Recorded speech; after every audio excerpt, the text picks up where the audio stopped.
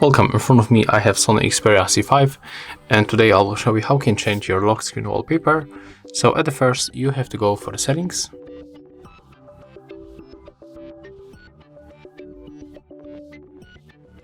Next go for wallpaper and pick a lock screen. You can go for album, you can set up your own picture that you download or just taken, but I'm going to pick the Xperia wallpapers, and for example I'm going to switch for this one. So click to set wallpaper,